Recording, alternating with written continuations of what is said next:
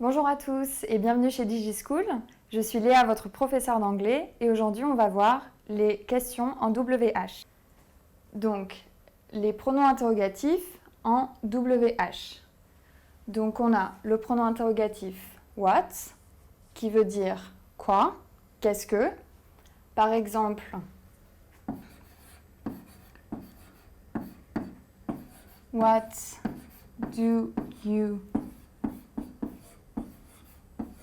study? Qu'est-ce que tu étudies? Donc, what est utilisé pour se renseigner sur une chose ou une activité. Ensuite, on a where. Donc, where qui peut se traduire par où.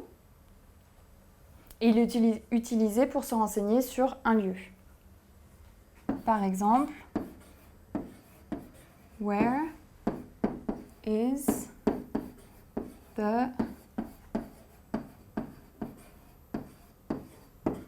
classroom? Où est la salle de classe?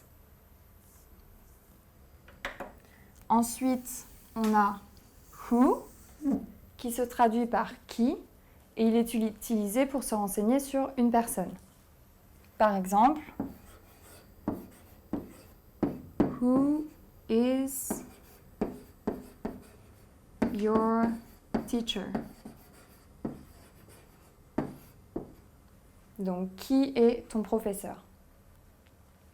Ensuite, on a why, qui peut se traduire par pourquoi, et il est utilisé donc pour se renseigner sur une cause. Par exemple,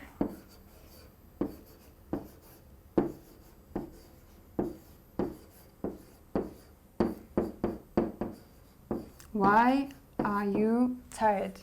Pourquoi est-ce que tu es fatigué? Ensuite, on a when,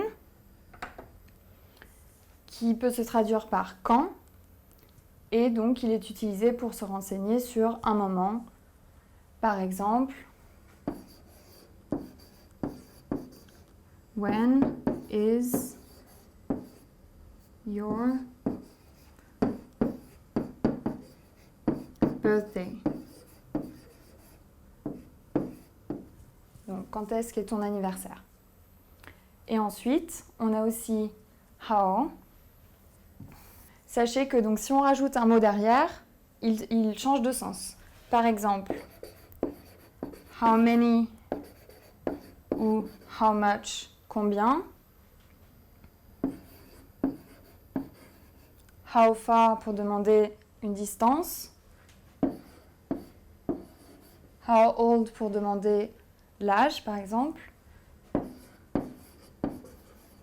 Ou encore how often pour demander la fréquence, etc.